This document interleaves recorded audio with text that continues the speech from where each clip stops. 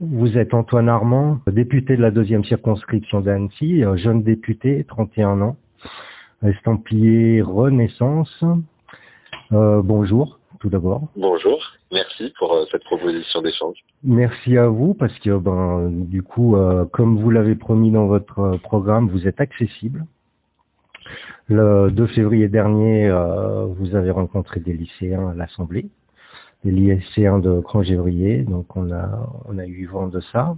Vous serez disponible le 23 février à Faverges. Oui, absolument.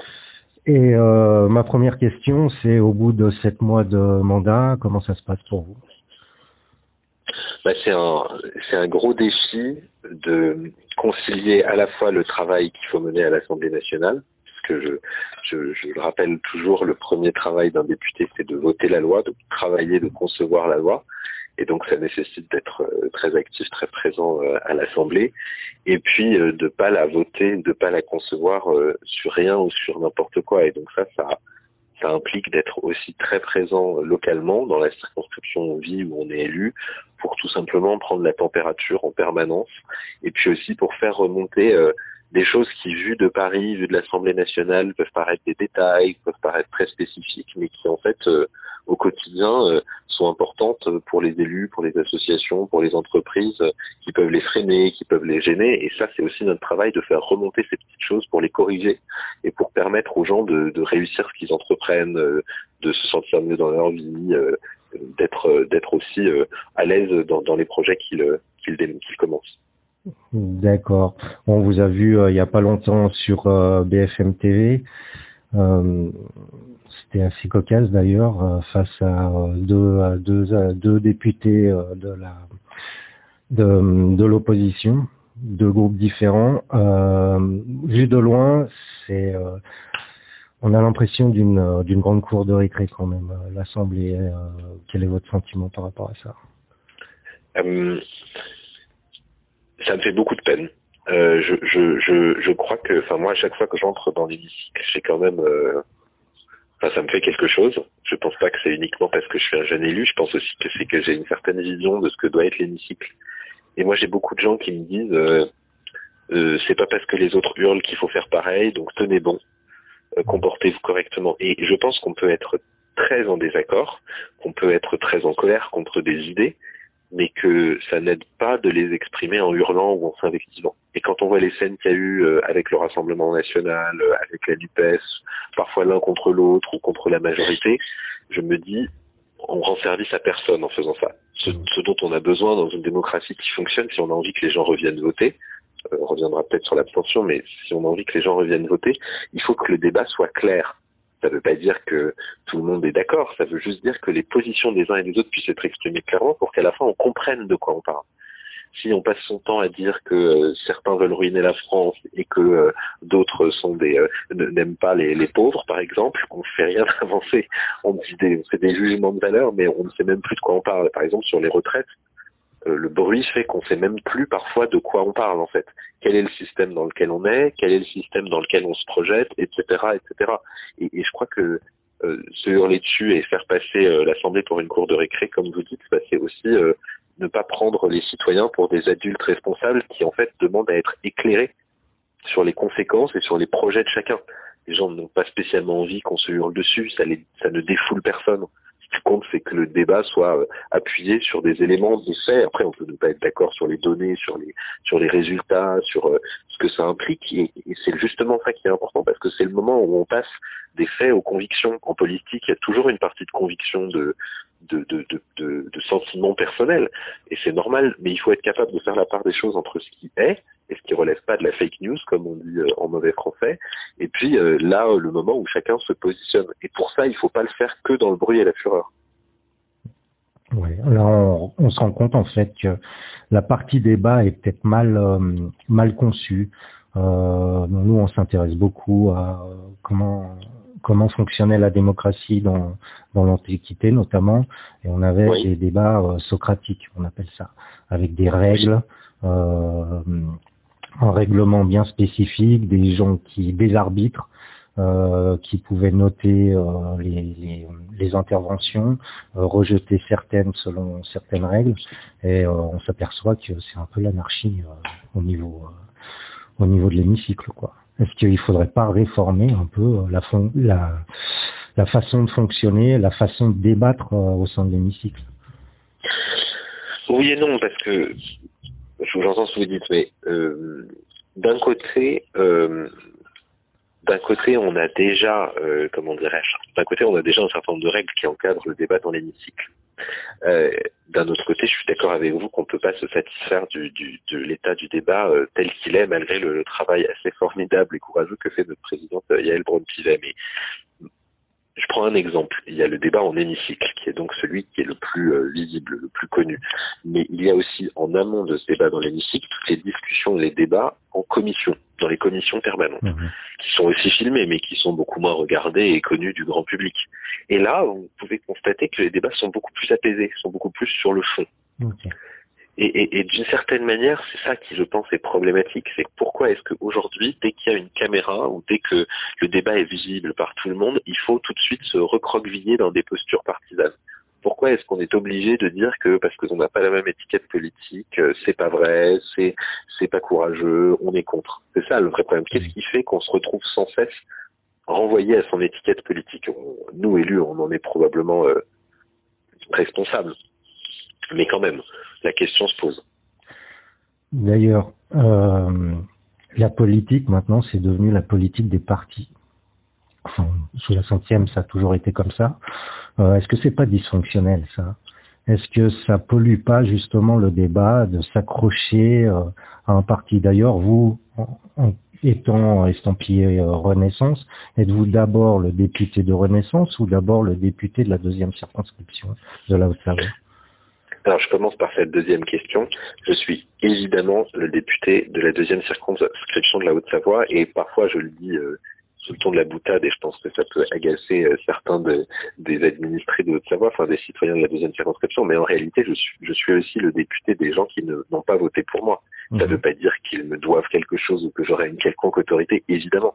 Ça veut simplement dire que mon devoir, c'est de représenter la population de la 2e circonscription dans sa diversité. D'abord, j'allais dire la moitié de gens qui ne se sont pas déplacés pour aller voter. Parce que la réalité, c'est quand même ça. Quand même être capable d'être un peu de lucidité et d'humilité. C'est bien d'être lucide, c'est tout à votre honneur. Et ensuite, la deuxième moitié, ou à peu près un peu moins de la deuxième moitié, puisque j'ai été élu, qui n'a pas voté pour moi. Et qui a voté en opposition à la politique que je représentais. Bon. Et donc, c'est ça la difficulté. Alors ça passe par être accessible et être capable d'avoir cette discussion. Et ça passe par trouver cet équilibre entre le fait que j'ai été élu, comme vous dites, sur une étiquette, enfin avec un parti, et donc pour mener une politique nationale. Si j'étais contre la réforme des retraites, alors que c'était un des axes majeurs du projet d'Emmanuel Macron et de notre projet de la majorité législative, ce serait vraiment de la déloyauté politique à l'égard des électeurs qui ont voté pour moi. Parce que c'était ça la clarté dans le débat. C'était de dire voilà ce qu'on va faire et voilà ce qu'on va pas faire. Mais d'un autre côté, si on n'est pas capable d'entendre le fait que les gens disent mais quand même cette réforme, il y a des carrières longues qui seront très pénalisées, il faut faire un effort, ce serait être dans la surdité et dans un peu l'aveuglement politique et d'étiquette. Donc c'est ça qui compte.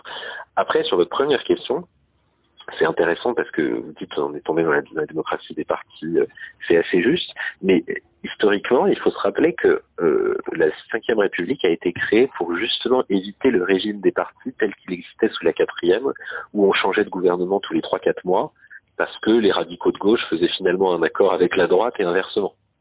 Donc on a cette crise de la démocratie des partis, on l'a pas résolue, ça c'est sûr. Moi, le sentiment que j'ai, si vous voulez, c'est que c'est un peu comme avec les syndicats ou les organisations professionnelles, c'est qu'on a absolument besoin de corps intermédiaires pour qu'il y ait une sorte de respiration démocratique entre les gens qui ont été élus pour 5 ans, par exemple, et puis les citoyens au quotidien.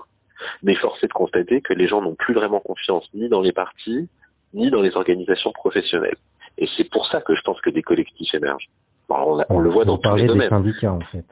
Ou des syndicats, mais même des partis. Vous voyez, dans tous les domaines, vous avez des collectifs qui émergent, ou qui défendent une cause, ou qui, par exemple, vous avez eu un collectif des contrôleurs à la SNCF à Noël, parce qu'ils considéraient qu'ils n'étaient pas représentés par les syndicats. Vous avez des collectifs politiques qui considèrent qu'ils sont pas assez représentés par les partis, etc., etc. Et donc je pense qu'il y a un renouvellement qui arrivera de cette manière-là. Mais on aura besoin que ces gens-là s'organisent, je pense, si on veut pouvoir avoir un débat, parce que sinon vous savez pas à qui vous vous adressez au bout d'un moment. Très bien. Et ça, c'est très important. Donc on est venu sur le chemin de retraite. Oui. C'est une loi qui est hautement impopulaire. Vous le dites, ça a été promis c'était dans le programme d'Emmanuel Macron version 2. Oui. Il disait totalement l'opposé dans la version 1, en 2019 notamment. Qu'est-ce qui l'a fait changer d'avis? C'est l'Europe? Alors, je pas trop l'habitude de parler à la place du président, mais ce que je constate, et puis je travaillais au ministère de l'économie avant, ce que je constate, c'est qu'on est contraint aujourd'hui de faire une réforme de ce type parce que on n'a pas eu le courage de réformer assez profondément notre régime dans les 20 dernières années. Et que plus on attend, plus on est obligé de faire une réforme difficile. Et moi, je suis persuadé qu'il faut être lucide, bien sûr, mais qu'il faut surtout être transparent. Donc, est-ce que c'est une réforme difficile? Oui. Est-ce que ça conduit à ce que certaines personnes qui devaient partir à la retraite dans les prochaines années partent 3 mois, 6 mois, 9 ou 12 mois plus tard? Oui. Et est-ce que c'est pour ces personnes-là quelque chose qui paraît difficile? Mais je le comprends parfaitement. Après, il y a l'idée qu'il faut de toute façon commencer à partir d'un certain moment à relever l'âge, et donc, dans l'esprit de la réforme, je veux dire, on peut être radicalement contre, mais dans l'esprit de cette réforme, il faut bien commencer à une certaine date. Donc il y a forcément des gens qui sont à la limite inférieure ou à la limite supérieure. Donc je crois que ce qui est important, c'est de dire pourquoi on l'a fait. On l'a fait parce qu'on considère qu'il faut préserver l'esprit du système de retraite par répartition, c'est-à-dire que les cotisations les cotisations des actifs payent les cotisations des retraités. Et il y a une réalité démographique que tout le monde connaît qui fait que on a de moins en moins d'actifs pour les retraités, et que donc on a plusieurs choix. Ou on augmente les cotisations sociales, c'est pas le choix que le gouvernement que je soutiens a fait, puisque depuis 2017 il baisse les cotisations sociales dans l'idée que le coût du travail soit moins élevé et que le salaire brut qui soit donné par l'entreprise se rapproche autant que possible du salaire que les gens touchent à la fin du mois. On peut être contre cette philosophie, mais c'est notre philosophie politique et de politique économique. Donc on peut augmenter les cotisations, on ne le souhaite pas. Et on peut réformer le régime. Et en réformant le régime, il y a 2 manières de faire. On peut augmenter la durée de cotisation, c'est ce qui est encore en cours avec la réforme Touraine de 2014, pour l'étendre jusqu'à 43 ans. L'avantage que ça a, c'est que finalement tout le monde cotise la même durée, mais ça peut faire quand on a des carrières hachées ou des carrières on a commencé un peu tard pour d'autres raisons, on peut se retrouver à des âges de départ très très très tard, ou on peut bouger l'âge légal de départ. L'âge légal de départ, il a un avantage, c'est qu'il met quand même une limite à partir de laquelle on peut partir, et il a un inconvénient, c'est que forcément ça fait que les durées de cotisation peuvent être différentes entre les gens. C'est pour ça qu'il y a un équilibre entre accélérer la durée de cotisation pour la passer à 43 ans plus vite, et un âge légal qui n'est pas de 65 ans comme on l'avait envisagé un temps, mais de 64 ans. Ça, c'est le grand principe. Et puis après, il y a l'adaptation pour que ce soit le plus juste possible. Permettre aux femmes de bénéficier d'une retraite qui soit un peu supérieure par rapport à ce qu'elles touchaient avant, le temps que les inégalités sur le marché du travail se résorbent. Les carrières longues, avec l'annonce de la Première ministre qui fait que vous ne cotisez pas plus de 43 ans quand vous avez commencé à travailler à 19, 20, 21 ans, pour que ce soit juste de ce point de vue-là. Et le débat parlementaire s'ouvre cette semaine, et il y aura probablement d'autres avancées sur le travail de nuit, sur la pénibilité. Ça, c'est l'esprit de la réforme. Et moi, je conçois vraiment, et je pense que c'est important de le dire, je conçois vraiment qu'on soit contre cette réforme. Je pense qu'il faut que le débat ait lieu. Maintenant, ce que je constate, c'est que le président a été élu avec ce programme-là dès le premier tour. La majorité parlementaire a été élue, certes relative, mais elle ne s'en est pas cachée. Et donc, c'est avec ça qu'on gouverne. Une démocratie qui fonctionne, c'est une démocratie. Des candidats ont affiché des annonces, des promesses, des engagements, et les tiennent. Oui, mais c'était ça au Marine Le Pen un petit peu aussi. Bien sûr qu'il y a ça, mais il y a eu un premier tour aussi. Et au premier tour, on est arrivé en tête à la présidentielle. Et on est arrivé au coude à coude, mais quasiment en tête au premier tour aussi. Donc il y a un deuxième tour, mais il y en a d'abord un premier. Et je pense que c'est important. Et si l'opposition avait été si forte, ça se serait passé autrement. Et puis, si on trouve une majorité à l'Assemblée pour faire voter la loi, je pense que c'est le respect de la démocratie que de considérer que ça a été voté par une majorité à l'Assemblée. Et d'une certaine manière, bien sûr que les gens ne veulent pas d'une réforme qui pénalise au sens où qui vient ajouter un effort. Mais pour moi, la démocratie, c'est pas raisonner par sondage. Peut-être qu'il manque des outils de référendum, de votation, etc. Est-ce que respecter la démocratie, ça ne serait pas de faire un référendum, justement? Oui, mais si vous en faites un là-dessus, pourquoi vous en feriez pas un sur l'énergie? Pourquoi pas? C'est un peu bon. Et Une démocratie à la Suisse, des votations. Oui. Devenir citoyen, voter ses propres lois. Sauf que il y a deux problèmes. D'abord, c'est pas encore dans notre culture politique. C'est une grosse transformation de nos institutions. Aujourd'hui, vous avez un président de la Ve République qui est élu par des millions de Français. Donc, comme on l'a vu par le passé, les Français, ça se transforme souvent en plébiscite. Moins sur l'objet de la proposition que sur la personne. Regardez, je prends cet exemple parce qu'il est très frappant. En 1969, quand De Gaulle a fait son référendum sur le Sénat et sur la décentralisation, le pays était très largement pour. Et il a quand même voté contre. Pourquoi? Parce que, pour plein de raisons politiques que tout le monde connaît, post-mai 68, on voulait changer, et De Gaulle l'a pris comme une mise en cause personnelle et il est parti. À l'inverse, en 2005, le peuple a voté non au référendum européen, et pourtant, voilà. Alors, bon, la politique étrangère européenne, c'est autre chose, mais je suis assez d'accord. Donc, la question, c'est, moi, je suis assez ouvert sur l'évolution des institutions. Donc, on peut faire davantage en termes de consultation citoyenne, mais il faut bien avoir en tête que c'est pas, il faut que ce soit cohérent avec nos institutions. Donc, on peut vouloir changer nos institutions, ça s'entend, mais vouloir, à institution égale, faire tous les 3 mois ou tous les 6 mois un référendum, c'est en fait dire que le Parlement ne sert à rien. Si on a élu des représentants au suffrage universel direct pour qu'ils portent une politique, on peut leur faire confiance. Alors, est-ce que 5 ans, c'est trop long? Peut-être que c'est trop long. Peut-être que ce soit 4 ans, 3 ans, j'en sais rien. Peut-être qu'on doit pouvoir révoquer son parlementaire si on n'est pas d'accord avec la manière dont il se comporte à l'Assemblée. Peut-être. Je veux dire. Mais si on a une démocratie représentative parlementaire, l'enjamber en permanence dès qu'il y a quelque chose d'important à voter au Parlement, ça me paraît délicat. Donc, je n'ai pas la réponse. Je vous soumets ma réflexion. Oh, c'est très bien, je vous remercie pour ça. On réforme la retraite, on réforme le travail, on réforme un paquet de choses. Quand est-ce qu'on réforme les institutions, justement? Est-ce qu'on ne devrait pas commencer par là? Écoutez, logiquement, vous avez totalement raison. C'est d'ailleurs ce qui se passe en général quand on fait un programme politique. On commence par se rendre compte que c'est les institutions qui sont la condition de réussite. Et ça a été très difficile pendant le premier quinquennat. Je vous rappelle, on avait une réforme des institutions qui a été bloquée, une proposition de loi de révision constitutionnelle qui a été bloquée par le Sénat. L'Assemblée a voté sur la proportionnelle, et en fait, elle n'avait pas voté, mais on l'a pas fait puisque le Sénat s'y opposait radicalement. Donc vous connaissez le principe, il faut une majorité parlementaire au 3/5 ou un référendum. Et là, les réflexions sur les institutions, elles ont commencé avec le Conseil national de la refondation. Il y a des groupes de travail parlementaires, des groupes citoyens, le ministre en charge qui s'en occupe, et le président a ce souhait de présenter avant la fin du quinquennat, c'est son dernier quinquennat constitutionnellement, donc justement d'avoir cette liberté pour proposer une réforme des institutions.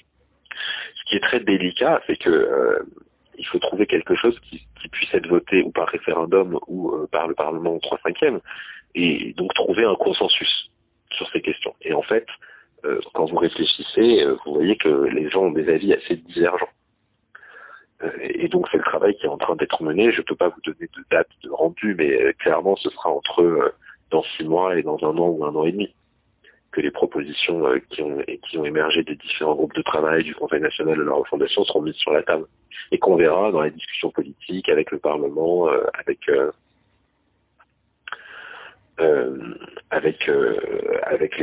les CESE, le Conseil environnemental, social, économique, social et environnemental, auront lieu. Très bien. J'avais d'autres questions. Après, je sais pas combien de temps on a, mais je vais pas vous prendre trop longtemps pour ce premier entretien. Franchement, je suis ravi déjà. Est-ce que il y a une question qui a été posée par quelques citoyens, c'est s'il y aura une refonte, pas une refonte, comment on appelle ça, au niveau des régimes spéciaux, voilà, concernant les retraites. Est-ce que les parlementaires seront soumis à cette réforme? Est-ce qu'on abandonnera ces régimes spéciaux qui concernent beaucoup plus le Sénat, hein, parce que je pense qu'au niveau des parlementaires, c'est revenu à un certain niveau au niveau des fonctionnaires, je sais pas, un truc dans le genre. Absolument. Alors, nous, députés, enfin nous, moi j'étais pas élu à ce moment-là, mais en 2018, on a réformé le régime de retraite des députés. Et il est maintenant aligné sur la fonction publique d'État. Donc, concrètement, si vous voulez, alors je vous avoue, comme j'ai 31 ans, je me suis pas renseigné sur mon cas personnel, mais concrètement, si vous avez fait 5 ans de mandat, à vos 62 ou 64 ans, vous touchez 600 € de pension mensuelle. Avant la réforme, c'était le double. C'est un régime très spécial qui déconne complètement, à mon sens. Je veux dire, qu'on soit aligné sur le régime des fonctionnaires, ça me paraît totalement normal. On n'est ni plus ni moins.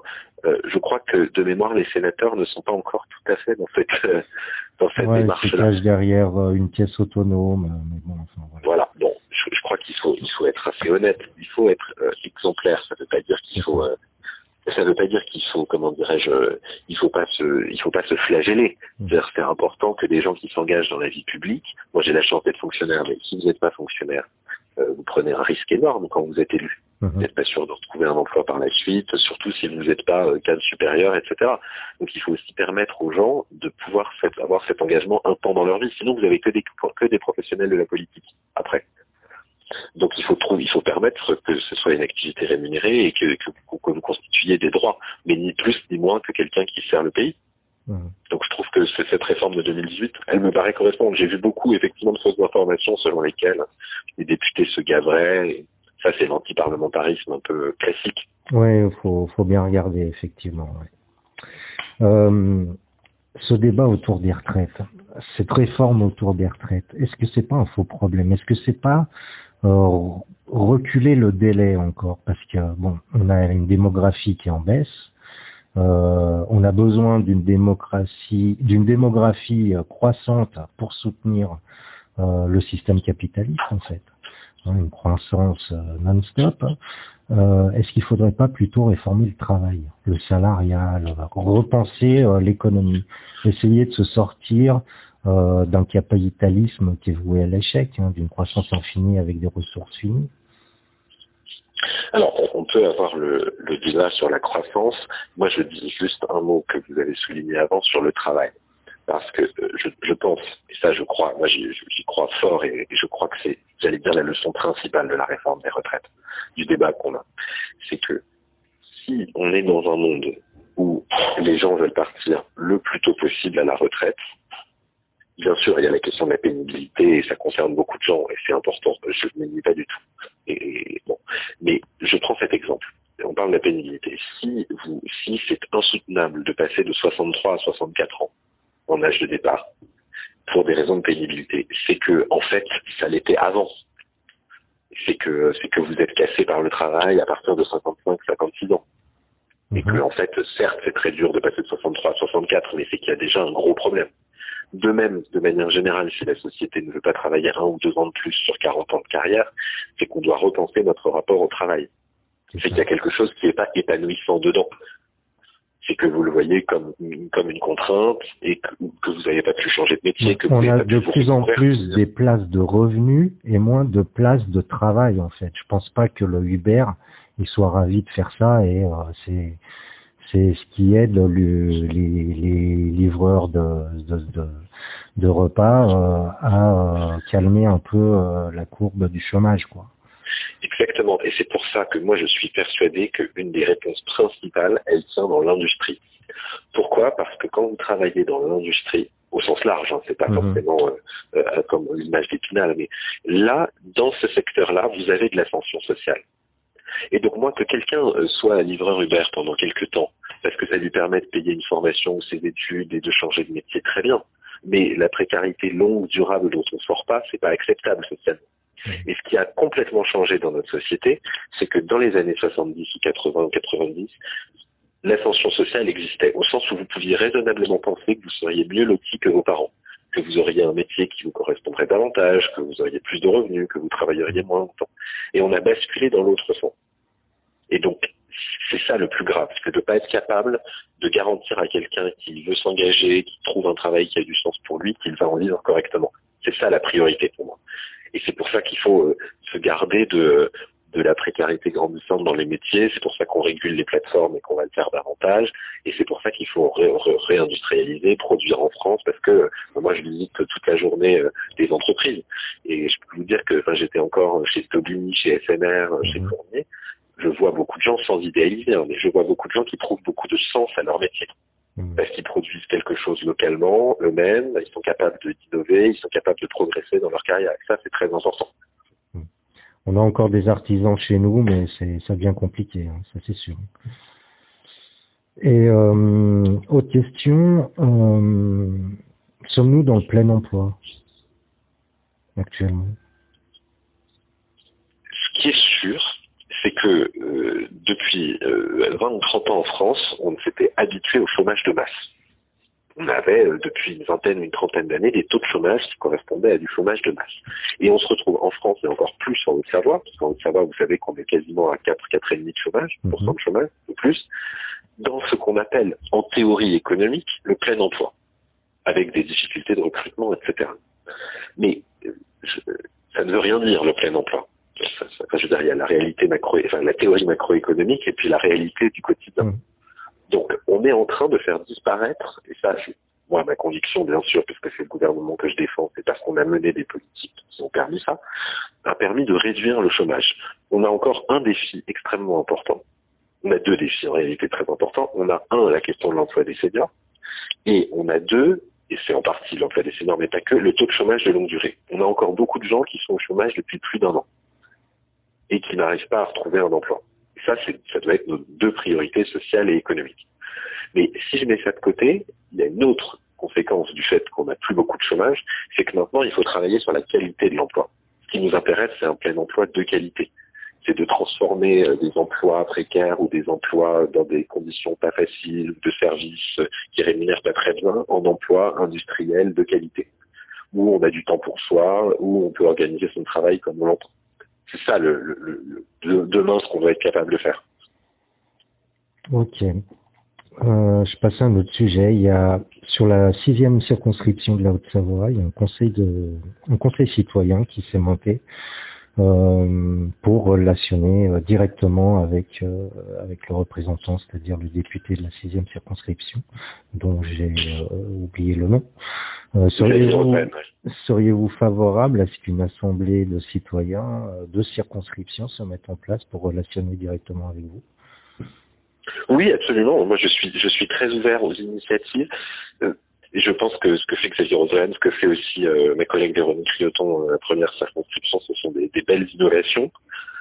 Moi, je commence mon mandat, donc je suis déjà fort occupé. Ça ne veut pas dire que je ne veux pas le faire, ça veut dire que, comment dirais-je, je me dis que si je suis suffisamment accessible, et à chaque fois que je croise quelqu'un qui souhaite discuter directement avec moi ou nous rencontrer, je le fais avec grand plaisir. Si je fais cette première étape, c'est déjà beaucoup. Et à mon avis, c'est déjà très important. Ensuite, monter moi-même une initiative qui serait horizontale, ça me paraît peut-être un petit peu délicat. J'ai un petit peu de mal à voir comment on peut à la fois être horizontal et être l'organisateur. Donc je suis encore en réflexion sur ce sujet. Je suis très ouvert aux initiatives. On a un peu expérimenté ces assemblées citoyennes et en fait, elles n'ont que 4 missions, c'est-à-dire enfin 4 possibilités. C'est de poser des questions, d'approuver, de critiquer avec argument. Oui. Et de proposer. Voilà. Et vous n'êtes pas invité. Vous n'êtes pas invité. On vous soumet juste ces questions, ces approbations ou autres. Et vous pouvez être invité, mais sur invitation justement, et à répondre à des questions si ça vous intéresse, quoi. Si cette expérience vous intéresse. Oui, absolument, totalement. Très bien, c'est bon de le savoir. Je vais terminer en vous posant, en vous demandant des définitions, simplement. Vos définitions. Je vais commencer par la démocratie, s'il vous plaît. Ouais, j'ai combien de temps? 5 heures? Non, mais je reprends la définition de la Constitution parce que je l'aime beaucoup. Le gouvernement du peuple, par le peuple, pour le peuple. Et évidemment, les trois sont décisifs. Du peuple, c'est bien de diriger un pays pour qu'il aille quelque part et que le pays avance. Sinon, c'est une démocratie dysfonctionnelle. Si en fait, tout le monde s'écoute, mais qu'il n'y a pas de décisions qui sont prises, une capacité à se projeter dans le temps. Par le peuple, c'est bien une démocratie représentative qui fonctionne, c'est-à-dire que les gens se sentent représentés par leurs élus. Et là, je crois qu'on a beaucoup de travail à faire. Faut être assez lucide. Et puis, pour le peuple, c'est qu'il soit fait dans l'intérêt du peuple et pas contre lui. Et que le peuple adhère au projet général. Ok. Deux autres mots. Donc, le suivant, c'est politique. Tout est politique. Donc, la politique, c'est tout. C'est l'organisation de la vie de la cité. Il y a le politique et la politique.